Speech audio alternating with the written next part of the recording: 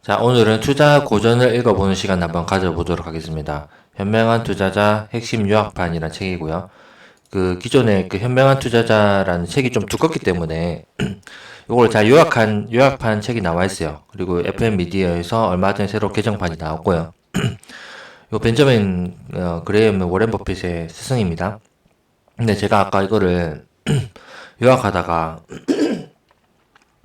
너무 화나는 일이 있었어요. 이거를 제가 열심히 타이핑해가지고 막 1시간 동안 막 해서 만들었거든요. 근데 이게 마지막에 제가 저장을 안 했어요. 근데 뭔가 이상한 팝업 창이 하나 뜨는 거예요. 그 나도 모르게 그냥 별거 아닌 것 같아서 클릭 다 했거든요. 그래서 이게 다 날라가 버렸어요. 그래서 너무 빡쳐가지고 약간 현타 오잖아요. 그래서 이제 밥 먹고 다 때려치우고 싶다. 이거 뭐 이제 유튜브에서 뭐 하나 이렇게 생각하다가 한 그래 뭐 내 이 내용을 한번 더 복습하라는 계시인가 보다 이렇게 생각하고 그냥 또 했어요 바로. 그래서 제가 요게 총 다 하면 한 뭐 20분 정도 걸릴지 모르겠는데 좀 지겨울 수 있어도 제가 요약 드리는 내용을 잘 들으시면 이 고전이죠. 투자 고전. 이 투자 고전에 관한 내용을 현명하게 잘 이제 익힐 수 있을 거니까 네, 재밌게 들어주세요. 먼저 벤저민 그램이 이렇게 얘기해요. 높은 IQ는 필요하지 않은 기관 투자자들 투자 못 하잖아요. 맨날 단기 실적 따라다닌다고. 예, 똑똑하다고 투자 잘 하는 건 아닌 것 같아요. 유연함이 더 중요하죠. 그래서 건전한 사고방식과 감정 조절 능력이 더 중요합니다. 특히 감정 조절 능력을 이 그레이엄도 많이 강조를 해요. 그래서 이 책에서 어디가 가장 중요하다고 하냐면 워렌 버핏이 이렇게 얘기하죠. 8장과 20장이 가장 중요하다. 이거를 이해한 사람은 시장을 이길 수 있다. 8장이 변동성이고요. 20장이 안전마진입니다. 이건 그냥 상식으로 알아두시면 좋을 것 같아요. 투자하시는 분이라면. 이 내용은 뒤에서 제가 설명드릴게요. 그래서 탁월한 투자 성과는 당연히 노력을 해야 되고요. 그 지식을 자꾸 쌓아 나가야 됩니다. 그리고 시장이 비효율적일수록 기회는 커집니다. 이거는 무슨 말이냐면 이제 뭐 예를 들어서 미국 시장이랑 비교해서 우리나라 시장이 훨씬 변동성이 크잖아요. 미국 시장을 이렇게 꾸준히 우상향 한다면 우리 시장은 그렇지 않잖아요. 우리 시장은 여러 박스권이잖아요. 변동성이 크니까 또 투자하기 어렵죠. 하지만 이 변동성을 잘 활용하면 더 기회가 많을 수 있어요. 왜냐면 변동성이 크다는 거는 그만큼 주가가 이렇게 큰 폭으로 움직인다는 거잖아요. 이렇게. 예를 들어서 이렇게 움직이는 것과 뭐 10에서 100, 뭐 10에서 100 이렇게 왔다 갔다 하는 자산이 있고요. 요렇게 10에서 20을 왔다 갔다 한, 10에서 15 왔다 갔다 하는 자산이 있으면 당연히 변동성이 큰 자산이 기회도 더 많겠죠. 그런 의미로 보시면 돼요. 그래서 변동성을 꼭 두려워할 필요는 없습니다. 그래서 초보자들도 노력하면 괜찮은 성과를 올릴 수 있어요. 근데 이제 초과 수익은 아무나 올리는 게 아니에요. 우리가 이제 시장에 들어오면 처음에 막 20% 30% 되게 우습게 알아요. 근데 이제 시장에서 경험이 쌓인 사람들은 이 연수익률 20%가 얼마나 대단한 건지 잘 알거든요. 근데 뭐 사람들이 그렇게 생각하나요? 처음에 뭐 다 2배, 3배 생각하고 투자하지. 예, 근데 그게 쉽지 않습니다. 그래서 처음에는 조금 초보 투자자들은 특히 공격적인 것보다 방어적인 게 좋아요. 그래서 막 초과 수익을 올리려고 하지 않아야 돼요. 운이 좋아서 초과 수익을 낼 수 있겠지만 그러다 한 번에 망할 수 있거든요. 그래서 방어적인 게 좋다. 그리고 짧은 지식으로 잔머리 굴리면 망하고요. 시장에 휩쓸리면 예의 없이 망합니다. 시장 따라가지 말라는 거예요. 군중 심리에 휩쓸리지 말고 감정적으로 하지 말라고 얘기를 해주고 있고요. 그리고 전문가들도 유망 섹터에서 유망 기업을 찾기는 어려워요. 이건 항상 가격이랑 연결되는 거예요. 좋은 기업은 비싸잖아요. 그런 의미를 제가 뒤에서 또 설명드릴게요. 자, 1장에서 투자와 투기를 구분하라고 말해요. 그래서 이 유명한 말이 나오는데요. 투자란 철저한 분석을 통해 원금을 안전하게 지키면서도 만족스러운 수익을 확보하는 것이다. 그렇지 않다면 투기다. 그래서 이게 무슨 말이냐면, 철저한 분석, 당연히 기본이고요. 당연히 기본이고, 원금을 안전하게 지키면서도, 근데 이제 이 안전하게 지킨다는 말은 절대 잃지 말라, 이런 말이라기보다는, 이제 투자가 안 잃을 수 없잖아요. 내가 원금을 이게 투자하면, 이거 원금이라고 하면, 이제 기대 수익률을 크게 가져가고, 잃을 수 있다는 것도 이해를 하란 말이에요. 그러니까 상대적으로 안전하게 지키라는 말, 리스크 관리도 떠하느란 말이에요. 그러니까 무조건 리스크가 없는 거를 투자하라는 말이 아닙니다. 리스크가 없는 걸 투자하려면 주식을 투자할 수가 없죠. 예, 그런 말이에요. 상대적으로 안전하게 지키면서도 만족스러운 수익. 이제 만족스러운이란 거는 되게 주관적인 개념이거든요. 그래서 이건 개인 투자자의 자질마다, 투자 기질마다 다 틀릴 수 있다. 예, 이렇게 얘기를 하는 거고요. 근데 이제, 벤저민 그레이엄이 이제 투자라는 관점을 단어를 이렇게 여기서 이렇게 설명해서 그렇지 꼭 이제 투기라는 단어도 나쁘게 볼 필요는 없어요. 그래서 이 장에서는 투자와 인플레이션 장, 미래는 당연히 불확실하고요. 그래서 분산 투자를 해야 됩니다. 그래서 이 장에서 핵심적으로 얘기한 내용은 주식 투자할 때가 이제 인플레이션 방어가 상대적으로 채권보다 낫다는 거예요. 근데 이제 채권만으로 투자하는 것이 가장 위험하고, 그래서 기본적으로 자산 배분을 잘해서 분산 투자를 하라는 건데요. 요거를 좀 조심하셔야 돼요. 저는 이제 한 20종목 최대한 맥스라고 보거든요. 20종목. 이거를 넘어가면 실제로 이제 통계적으로 분산의 의미가 좀 없어져요. 그렇기도 하고, 찰리 먼거가 이런 말을 했죠. 워렌 버핏도 그런 말을 하고, 좋은 그 아이디어가 있으면 거기에 집중 투자하면 되지. 왜 20번째쯤 좋은 아이디어에 투자를 하느냐. 그 말도 맞죠. 그리고 먼거가, 예, 다각화는 다 악화라고 얘기했어요.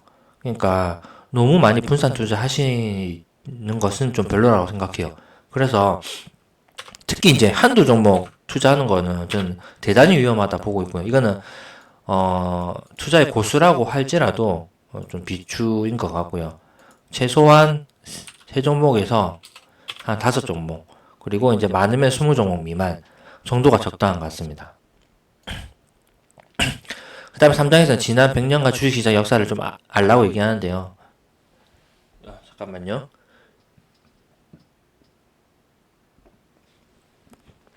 요 말을 가져왔어요. 주가가 오랫동안 상승을 지속하면 다시는 하락할 것 같지 않지만 이는 위험한 생각이다. 또 주식시장이 언제 오를지 예측할 수 없는데도 사람들은 부질없이 이를 예측하려고 시도한다. 이게 무슨 말이냐면요. 자기가 이제 시장을 잘 살펴보니까 이랬다는 거예요. 주식시장 100년 역사가. 예를 들어서 여기서 너무 이제 이 시점에서 증시가 자기가 보니까 고평가됐다고 생각한 거죠. 고평가됐다 생각했는데 그 뒤로 또 주식을 한참을 더 가더라.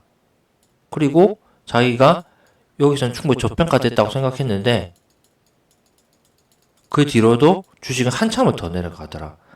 이런 의미예요. 아시겠죠? 이런 사례 많이 보죠. 주식에서도. 미친 듯이 오르는데도, 뭐 오늘 10% 오르는데도, 막 이만큼 올랐는데도, 에코프로도 그랬잖아요. 다음날 또 10% 오르고, 그 다음날 또 10% 오르고, 막 그러잖아요. 그리고 이제 충분히 내려갔다 생각하고 샀는데, 또 내려가고, 또 내려가고, 또 내려가고. 이걸 한마디로 말하면 뭐죠? 이게 변동성입니다. 아시겠죠? 이게 변동성이에요. 그래서 변동성을 이해해야 됩니다. 그러니까 이 말을 한마디로 요약하면 무슨 말이냐면, 마켓 타이밍 맞추려고 하지 말라는 말이에요. 그러니까 기업을 보고 사야지 내가. 기업의 가치를 계산하고 사야지. 많이 내려왔다고 해서, 이 정도면 이제 충분히 내려왔지 않은가? 해서 사는 거는 되게 위험하다는 거예요. 가치를 안 따지고 이렇게만 사는 거는. 단순히 너무 많이 올랐다고 해서, 이 종목이 위험하다 생각하는 거는, 그것도 잘못된 생각이라는 거예요. 아시겠죠? 그 다음 5장에서는 방어적 투자자. 벤저민 그레임이 기본적으로 방어적 투자자와 공격적 투자자로 나누거든요. 그래서, 10종목에서 30종목 분산하라. 그리고 이제, 이거는 이제 그레임이 얘기한 건 아닌데 켈리 법칙을 사용하면 좋다고 생각이 듭니다. 잠깐만요. 아니 소화가 안 되네. 요 켈리 법칙 공식인데요. 요런 거예요. 이게 인터넷에 네이버에 치면 나와요. 켈리 법칙이라고.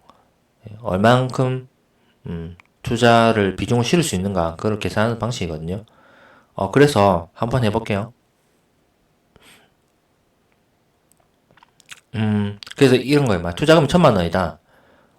그리고 기대 수익률은 30% 정도 되고요. 안전마진을 대충 계산해 보니까 손절할 그 라인은 한 15% 정도 돼요. 손익비가 익절, 손절, 손익비 2배 정도 나오죠. 이런 종목 선택해야겠죠. 그리고 승률이 중요한데요. 승률이 이제 보통 이제 투자자들이 뭐를 하냐면 대충 좀 좋아 보이면 사요. 그냥 승률이 한 60% 정도 되면 사거든요. 투자 종목 수가 만약에 한 종목이라 가정해 볼게요. 그러면 어 10종목이라 해볼까? 10종목 투자하는데 그 중에 한 종목이 이렇다는 거예요. 그러면 이 종목당 한 종목은 최대 비율이 2.5%밖에 안 돼요. 최대 비중을 2.5%밖에 실으면 안 돼요. 아시겠죠? 승률이 만약에 80% 된다고 하잖아요. 그럼 엄청나게 승률이 높은 거잖아요.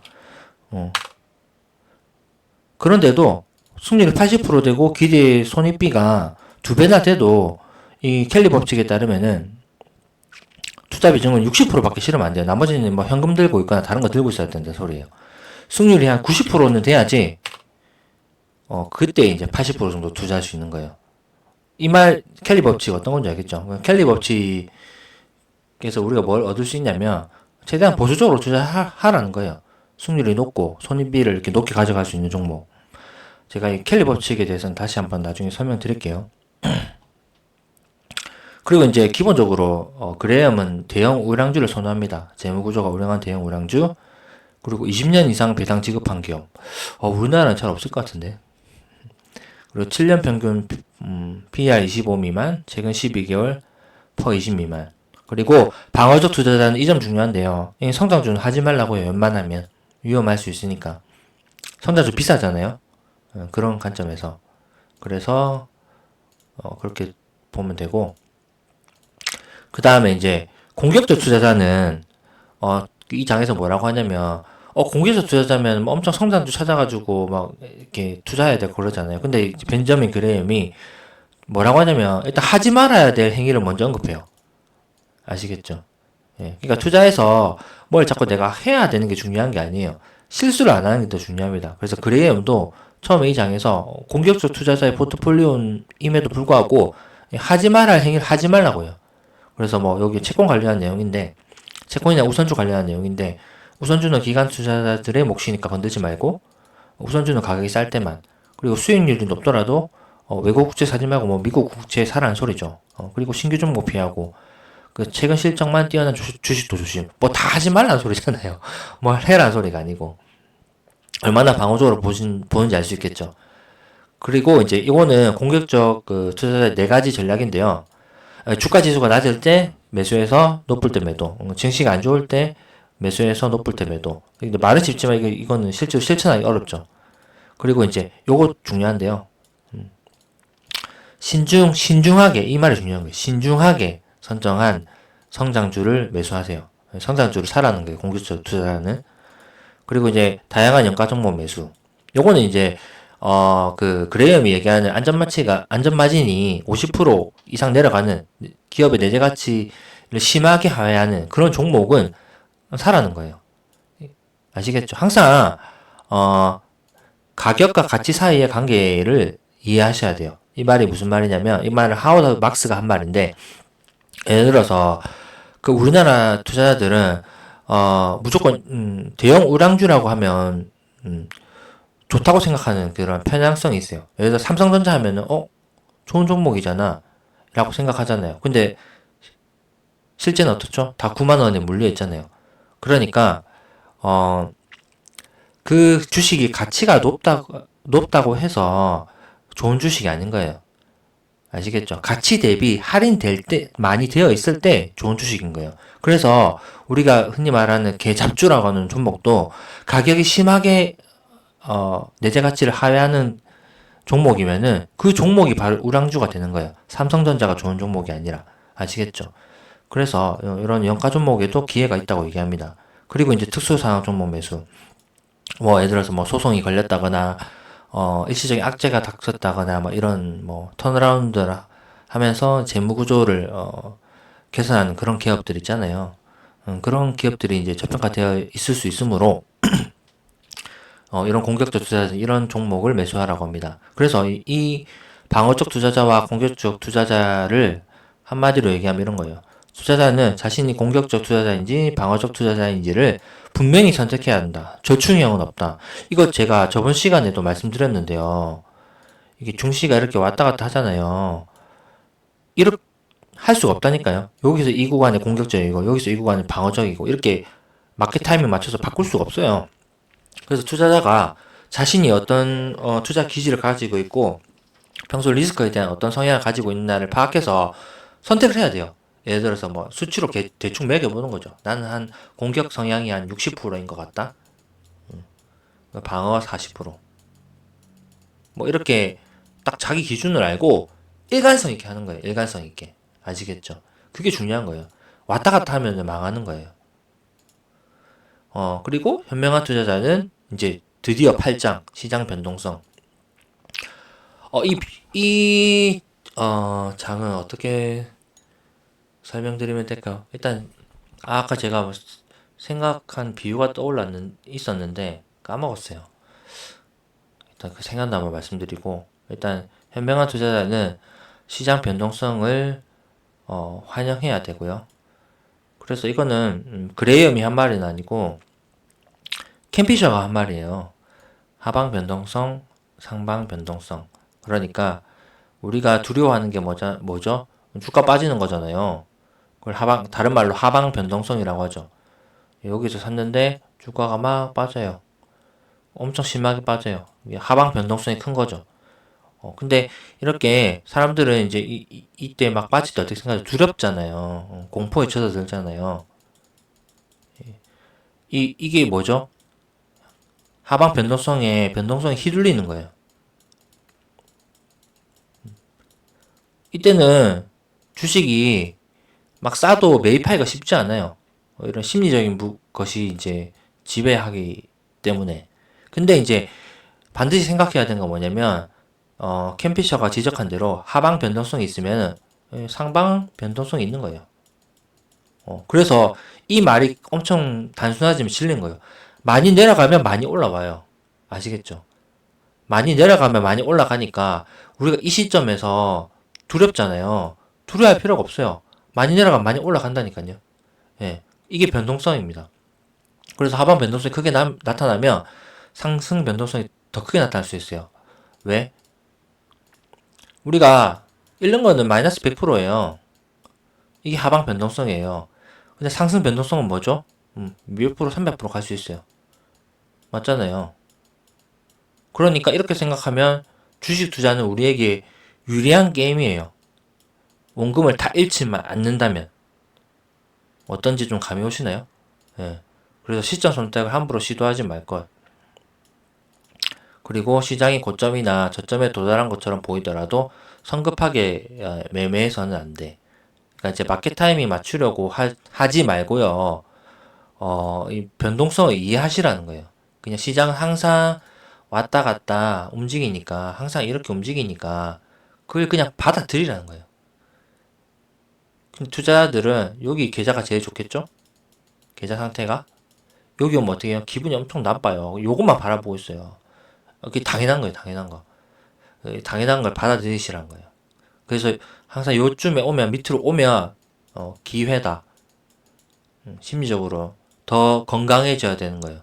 포트폴리오 평가액은 줄어들지만 심리적으로는 더 강해질 수 있고 공격적으로 할 수 있고 여기서는 조금 이제 무드가 들때있는 구간이죠. 여기 구간이 오면 어떻겠어요? 뉴스에서 너무 좋아요 증시가 앞으로도 막 장밋빛 전망을 그리고 있겠죠. 사람들은 다 사자, 막 가자 이러고 있고, 이때는 조금 두려워할 줄 알아야 되죠. 아시겠죠? 그게 변동성입니다, 그게. 그리고 이제 D장에는 9장은 뭐 펀드 투자니까 넘어가고요. 10장 투자 조언. 남들의 투자 조언에 더 많이 의존할수록 더 보수적으로 투자해야 됩니다. 왜냐면, 투자, 현명한 사람이 있다면, 기대는 것도 할 수 있는데요. 대응하긴 힘들어요. 아시겠죠? 그리고 이런 게 있어요. 결국 이제 우리가 증권사에서 매일 보는 리포트나 주식 중개인들, 뭐 유튜브들 다 하는 소리가 이제 이 종목 사라, 저 종목 사라잖아요. 근데 이거 제 어느 책에서 본 내용인가 모르겠는데, 리버모 책인가? 그런 내용이 있어요.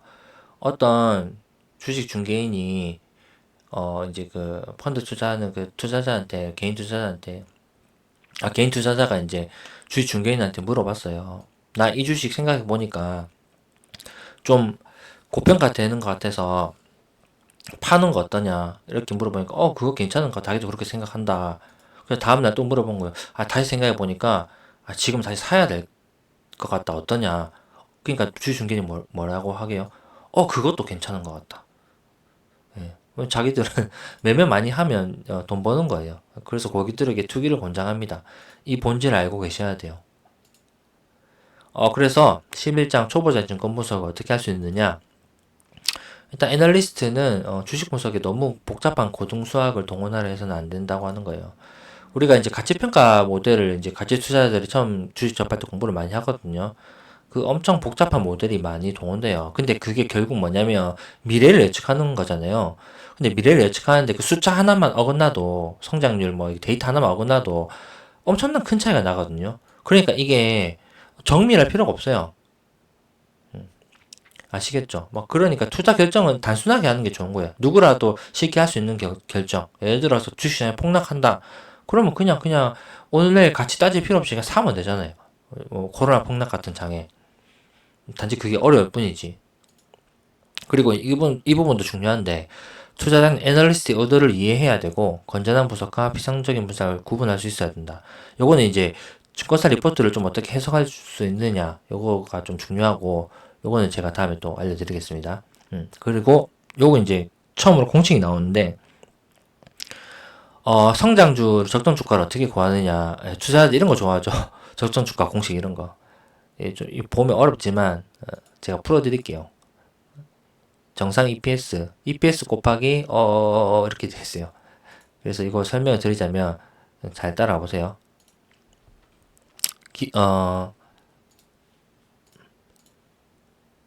주가가요. EPS 좀 전에 나왔죠? 곱하기 이 주당 순이익입니다. 주당 순이익이고요. 곱하기 퍼에 퍼. 퍼는 뭔지 아시죠?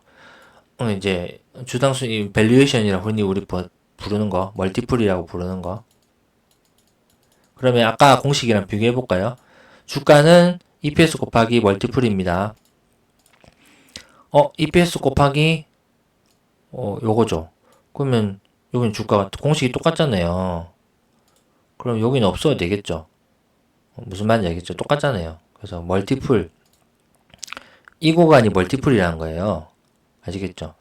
예, 멀티플을 얼마나 받을 수 있느냐. 그럼 성장주의 대표적인 예를 들어서 JYP를 한번 예를 들어볼게요. JYP 성장주잖아요. 근데 이제 여기 8.5 플러스 2 곱하기 기대 성장률 돼 있는데 해보면 어렵지 않아요. 근데 중요한 건 뭐냐면 이게 그레이엄이 기대 성장률을 7, 10년을 산정하고 계산하라고 하거든요. 그 JRP가 성장주잖아요. 그러면 JRP 성장률을 10년 성장률을 예측할 수 있어요. 10년 후에 어떻게 될지 어떻게 알아요? 근데 일단 그것도 예측해보라고 하는 거예요. 그럼 이제 보통 우리가 이제 지금 JRP가 엄청 성장하는 구간이니까 성장주 막 1년에 30%씩 40%씩 성장한다고 하잖아요. 이렇게 성장 못해요. 왜냐면 7에서 10년 복리 계산하면요. 뭐 이제 계산 안 했죠. 지금 JRP 시총이 3조거든요. 10년 해가지고요. 30% 하면요. 10배가 넘어요. 41조가 돼요. 뭐 삼성전자 시총이 돼요. 이거는 이제 말이 안 되는 소리고요. 그러니까 이제 실제로 우리가 이제 장기 성장률을 계산할 때는 한 10%, 20%면 진짜 엄청난 거고요. 예, 10%, 15%만 돼도 돼요. 이거 잘한 거예요. 아시겠죠? 그러면은, 10년 성장률이 15% 해볼까요? JRP. 15년 동안, 10년 동안 15%씩 꾸준하게 성장하는 거예요. 그러면 15% 곱하면 30이 되죠? 다음에 38.5. 그러면 이제 JRP는 38.5. 계산값 38.5잖아요. 이 정도는 멀티플은 받아도 된다. 이 소리예요. 어렵지 않죠? 하나의 기준으로 보시면 될 것 같아요. 그 다음에 이제 EPS, 이제 주당 순이익은 이제 언제든지 이제 기업이 임의대로 좀 이렇게 조작을 할 수 있으니까 그 재무제표를 잘 뜯어보란 소리예요. 미래에 발생할 손실을 앞당겨 계산. 이제 미국에서 많이 벌어지죠. 빅베스라고. 이제 경영자 바뀌면서 지난 경영자의 가오를 다 이제 옛날 경영자한테 덮어 씌우는 거죠. 손실을 미리 땡겨가지고 반영시켜 버리는 거예요. 그럼 다음 회계년도 실적이 잘 나오겠죠. 예, 이런 식으로. 그리고 전환사채는 EPS를 희석시키기 때문에 요거 전환사채는 반드시 그 다트 전자공식 가셔가지고 확인하셔야 돼요. 이건 제가 한번 보여드릴까요? 다트 전자공식 가셔가지고요. 뭐 할까?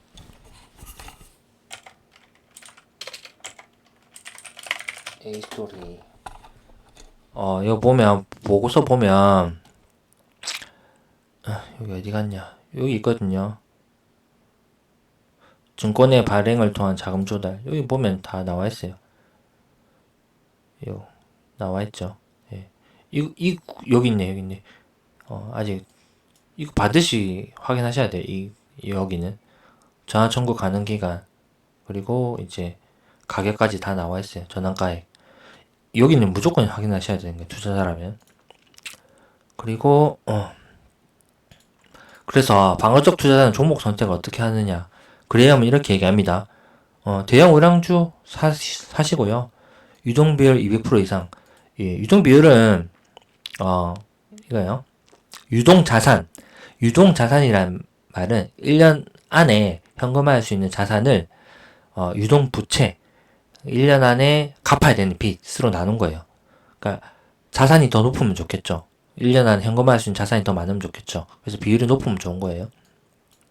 그리고 이익의 안정성, 그리고 배당 실적 20년간 3년 평균 EPS 증가율 33% 이상, 그리고 이렇게 뭐 기준을 제시해 주고요. 이런 종목들을 이제 우리가 스크리닝 해볼 수 있겠죠. 그리고 공격적 투자자들은 반대로 종목 어떻게 선택해야 되냐면 이제 앞서서 그 방어적 투자자들은 배제를 해야 돼요. 그러니까 이상한 종목들을 자꾸 쳐내야 돼요. 아시겠죠? 그냥 뭐 좀 부실한 종목들을 쳐내는 게 중요한 기준이라면 공격적 투자자는 반대로 이제 초과 수익이 날 수 있는 종목을 직접 선정해야 돼요. 이게 차이점입니다. 그래서 앞서도 얘기했지만 시장이 하락했을 때 싼 값의 주식을 매수하는 게 중요하고요. 그리고 이제 유연하게 생각해서 이제 이게 적자가 나는 기업이라 하더라도 이런 리스크를 좀 감안하고 할 수 있어야 되는 거예요. 그래서 이제 경기 순환주도 잘 사면 좋다고 얘기합니다. 그러니까 실적이 아주 안 좋을 때, 실적이 아주 안 좋으면은 이제 뭐랄까 이제 밸류상으로는 안 좋잖아요. 그래서 순이익이 안 나고 막 적자 나는 기업은 방어적 투자자가 사기 어렵잖아요. 근데 이제 공기적 투자자는 그런 것도 살 수 있어야 된단 말이에요. 그 말입니다. 그리고 이제 요거 16장은 넘어가고요. 전환사채. 그리고 이제 10시장이 와서 극단적인 이제 기업 사례를 들면서 얘기해주고 있어요. 이런 기업을 조심해라 라고 얘기하는 건데요. 재무구조 잘 보고요. 그리고 이제 무리하게 기업 확장해서 막 M&A 하고 관련도 없는 기업들 막 다 인수하고 이런 기업 조심하라고 하고요. 특이한 회계 처리, 갑자기 이익이 튀거나 뭐 엄청 이익 깎이거나 이런 기업 잘 보시고요. 요거만 이 말이에요. 프랜차이즈라 말을 해서 주식 공모 상장 초기 2배 상승. 그러니까 지금 시장 IPO 생각하시면 돼요. 뻥튀기. 최근에 파두가 그런 논란을 가지고 있잖아요. 요런 기업도 좀 조심하시고요. 그래서 요런 말을 남깁니다. 이 책에서. 투기에 빠진 대중은 구제불능이다. 뭐 에코프로도 뭐 그런 뭐 아줌마 아저씨들이 막 그 김현수 애널리스트 쫓아가면서 막 난리치고 하잖아요. 박순혁을 사랑하는 모임 이렇게 만들어가지고 미치는 거 아닌가요? 구제불능이 답이 없다. 그래서 19장에서는 주주와 경영진에 대해서 얘기합니다. 주주들은 배당을 더 많이 받고 싶어 하지만 경영진은 이익을 유지하고 싶어 한다. 이익을 자꾸 쌓죠. 특히 우리나라 기업들은. 근데 이제 쌓은 이후로 돈을 가지고 효과적으로 재투자되면은 결국 주주들의 이익이 돌아가죠. 기업의 가치가 높아지니까. 근데 이제 유보이익이 막 쌓기만 하고 아니면 또 이상한 데 쓰고 하면 주주들은 배당을 요구하거나 경영진한테 단소리 해야겠죠. 그래서 우리나라는 경영진이 중요합니다. 마지막 인창 중요한 점 20장 안전마진. 요 안전마진은 요 책에 있는 내용들을 설명드릴게요. 안전마진이 크면은 미래 실적을 정확하게 예측하느라 있을 필요가 없다는 거예요. 아시겠죠? 항상 싸게 사면 엄청나게 싸게 사면은 그 다음부터 주식 투자 엄청 쉬워져요.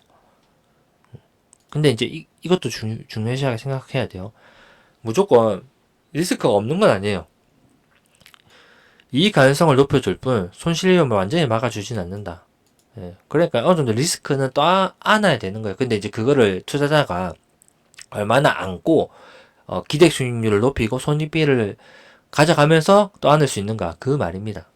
그리고 비우량주라도 매우 낮은 가격에 매수하면 건전한 투자. 이거 아까 제가 예로 말씀드렸죠. 삼성전자가 좋은 주식이 아니라니까요. 삼성전자를 싸게 사야지 그게 좋은 투자가 되는 거예요. 잡주라도 엄청 싸게 사면 그게 이제 황금 주식이 되는 거예요. 아시겠죠? 그래서 결론적으로 이렇게 얘기합니다. 가장 사업처럼 하는 투자가 가장 현명한 투자입니다. 그리고 이제 이렇게 하기 위해서는 투자자들이 어떻게 해야 되냐 이렇게 얘기를 하는데요. 자신이 하는 사업을 제대로 파악하는 것. 그러니까 이제 자기가 투자하는 기업을 제대로 알아라는 말이에요. 그리고 이제 두 번째, 대리인의 실적을 충분히 이해하고 감독, 믿을 근거가 있어야. 이 대리인이 누구죠? 경영진이잖아요. 우리가 주주인데 불구하고 이제 그들한테 이제 경영 잘 하라고 위임한 거잖아요. 이제 이 경영진이 똑바로 된 애들인가, 신뢰하고 투자를 잘 하고, 그리고 도덕성이 있는 사람들인가를 잘 살펴봐야 된다는 거죠. 그리고 마지막으로, 합당한 이익을 기대할 수 있다는 확실한 계산이 있어야 된다. 불확실한데 투자하지 말라는 거예요. 막연한 낙관론이 아니라 확고한 숫자의 바탕을 해서 투자를 하라는 거예요. 여기까지 이제 현명한 투자자 한 걸 다 살펴봤고요. 여러분 지금 책 한 권 다 읽으신 거예요. 근데 저는 이제 이 여담으로 말씀드리면은 아직 제가 동영상 편집 이런 거 할 줄 몰라요. 무슨 프로그램 깔아야 될지도 모르겠는데 그래서 이거 사실 지금 뭐 편집도 없이 그냥 원테이크로 다 하고 있거든요. 그래서 좀 힘드네요. 아무튼 좋아요하고 구독 버튼 눌러주시고요. 제가 지금은 유튜브를 키우는 단계이기도 하고 이게 제 혼자 하는 거잖아요. 유튜브 제가 뭐 구독자가 막 10,000명, 20,000명씩 되고 하면 저도 뭐 이렇게 돈 주고 이렇게 좀 편집 좀 해주세요 하고 또 뭐 이거 만든 사람도 따라 있고 이렇게 하면 좋겠죠. 근데 그런 거 아니니까 제 혼자 이렇게 다 하는 것도 지금 보이시지? 개고생하는 거예요. 제 책노양 다 이렇게 해가지고 예. 이 편집까지 다 하려면 제가 어느 세월에 다 하겠어요. 이거 근데 지금 20명 보고 있는데 이 짓을 하고 있어요. 제가 지금. 근데 지금 아무튼 뭐 제가 좋아하는 거였지만 좋아요 구독 알람 꼭 잘 눌러주시고 제가 아무튼 더 다음에는 좋은 책 내용으로 찾아뵙도록 하겠습니다. 네, 긴 내용 들어주시느라 수고하셨습니다. 감사합니다.